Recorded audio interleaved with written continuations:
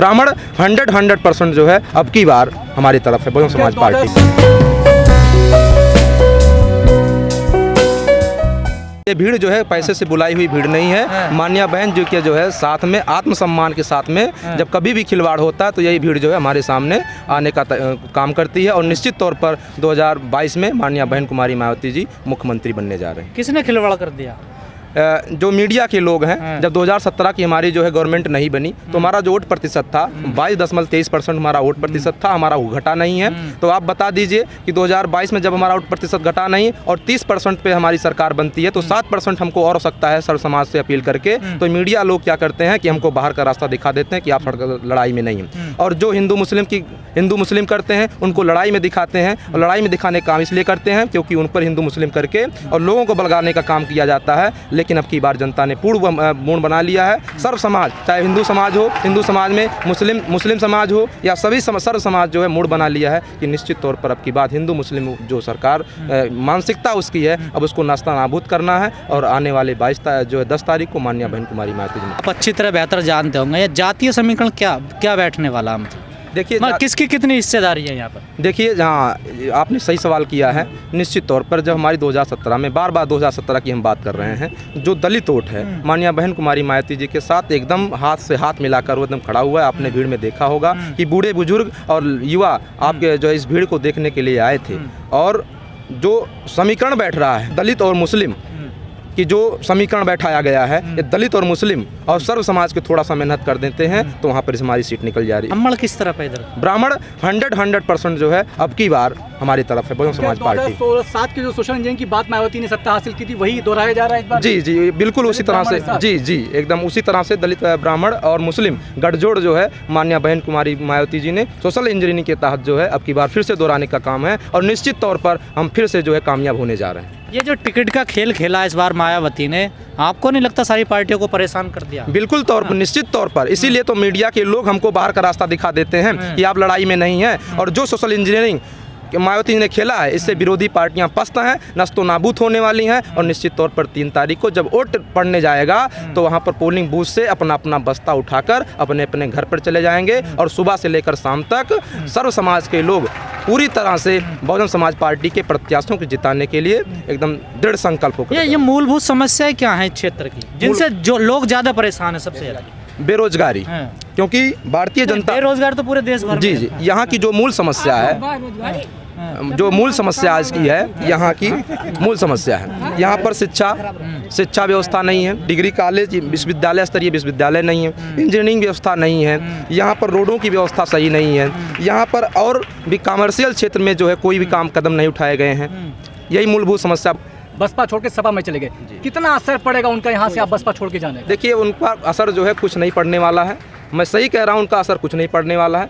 क्योंकि जब 2017 में हमारा वोट कुछ उनका वोट और चुनाव नहीं निकाल पाए थे, हमारा व्यक्तिगत वोट उनको सिर्फ मिला हुआ था और उससे ज़्यादा वो बढ़ोतरी नहीं कर पाए हैं। तो इसका निश्चित तौर पर जो है उनसे जाने से हमारा कोई असर नहीं पड़ता। क्योंकि जो बसपा का कैडर का वोट है वो मान्या बहन कुमारी मायावती जी के साथ अडिग है। और जो सर्व समाज की जो बहन मायावती जी की नीतियाँ थीं सर्व समाज को लेकर, बहन बेटियों को लेकर, दंगा मुक्त लेकर, स्वशासन प्रशासन से लेकर, उससे लोग प्रभावित हैं। और निश्चित तौर पर जो है वो क्या बसपा का वोट साइलेंट है अभी? बसपा निश्चित तौर पर बसपा का वोट चौकी चौराहे पे बोलने वाला वोट नहीं है। बसपा का जो वोट है, कैडर का वोट है, वो चुपचाप मारकर सुनने का काम करता है। लेकिन जब वोट देने की बात आती है तो वो वोट हाथी के निशान पर मारने का काम करता है। आपको नहीं लगता कि लगातार अगर बसपा की बात की है तो बड़ा साइलेंट चुनाव लड़ रही है, तो ये कहीं खतरे की घंटी तो नहीं है बसपा वालों के लिए? बसपा के लिए देखिए, हमारी मान्या बहन कुमारी मायावती जी कहती हैं कि जो कैडर का वोट है, बार मैं कह रहा हूँ, जो कैडर का वोट है, क्योंकि ये दलित समाज के लोग हैं और दलित समाज के लोग चौकी चौराहे पर झगड़ा और बातचीत करना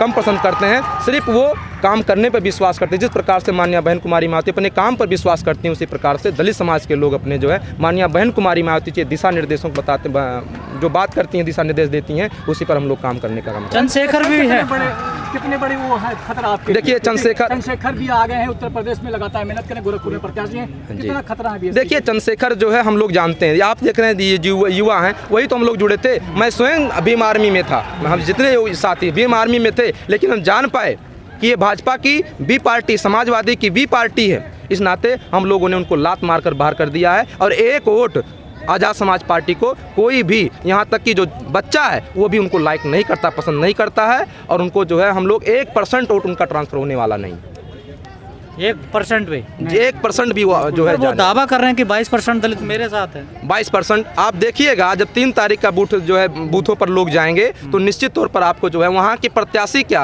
वहाँ पर बूथ एजेंट बनने का हमारा समाज नहीं काम करेगा, तो एक 22% की बात हवा हवाई कर रहे हैं जी। योगी जी ने कहा कि हमने गड्ढा मुक्त सड़कें कर दी हैं, आपके यहाँ कितनी गड्ढा मुक्त? देखिए हमारे यहाँ गड्ढा मुक्त नहीं, गड्ढा को और खोदने का काम किया है। आपने जल्द में देखा था एक बार जो है किसी नेता ने रोडों पर नारियल फोड़ने का काम किया था, रोड पर नारियल तो फूटा नहीं लेकिन सड़क फूट गई। इस नाते माननीय योगी जी का जो हवा हवाई गेम था वो समाप्त हो चुका है। आपने गड्ढे की बात की, मंत्री भी थे सपा सरकार जी, तो क्या उन्होंने अपने क्षेत्र में विकास नहीं किया जो गड्ढा मुक्त नहीं हो पाया रोड? नहीं, जो सड़क उन्होंने बना कर दिया था आज भी वही सड़कें चल रही हैं, उस पर डामर लगाने का काम समाज जो है भारतीय जनता पार्टी कर रही। उसके अलावा एक भी रोड उन्होंने बनाने का काम नहीं किया था। जो बहुजन समाज पार्टी, समाजवादी पार्टी में जो प्रस्तावित काम थे उसी को हवा हवाई दिखाने का काम किया था उन्होंने। देखिए सपा और भाजपा का विकास इतना है, जिस प्रकार से हवा में गुब्बारे उड़ाए जाते हैं और एकाएक कहीं पर कुछ लग जाता है और दग जाते हैं, उसी प्रकार से सपा और भाजपा का विकास कार्य हम लोगों के बीच में दिखाई देता है जी।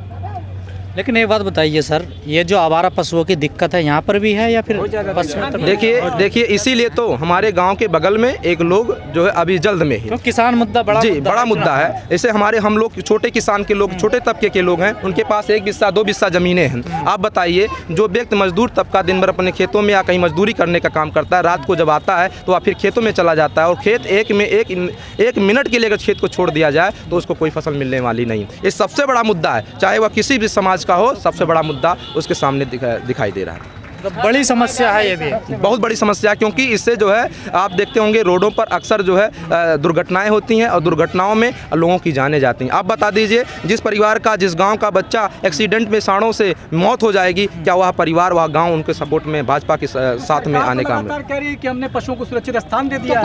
देखिए पशुओं को सुरक्षित स्थान दिया है, सही रूप से जो है पशुओं को जो सुरक्षित स्थान दे दिया है, उसमें क्या है, हवा हवाई किया है। उसके नाम पर बड़े मोटी रकम की उगाई हो रही, ट्रस्ट बनाकर जो गौशाला बनाया जा रहा है। आज में उसमें गौशाले हैं ही नहीं, जो है खाने के लिए। माननीय योगी से निवेदन करता हूं कि आप गाय के नाम पर, धर्म के नाम पर वोट तो लेने का काम करते हैं, कम से कम गौ माता की हिफाजत तो करने का काम करें। वो आवारा रूप से घूमती रहती हैं और उनके लिए खाने की व्यवस्था नहीं है। ऐसी स्थिति में सारे लोग जान गए हैं कि भाजपा का विकास, भाजपा के लोग झूठे हैं। और आपने देखा होगा कि बड़े बड़े मंचों से लोग कान पकड़कर उठने बैठने का काम करते हैं, तो निश्चित तौर पर वो जान गए हैं कि हमारी अब खटिया जो है डूबने वाली है और आने वाले समय में बहुजन समाज पार्टी की सरकार बनने वाली। जिस समीकरण में मैं बार बार कर रहा हूँ, जिस समीकरण पर जो हमारे प्रत्याशी उतारे गए हैं, कोई ऐसी सीट नहीं है जिस पर हम जो है समीकरण के रूप में बैठने का काम नहीं कर रहे हैं और कमज़ोर हैं। हम सारी सीटों को जीतने का काम कर रहे हैं।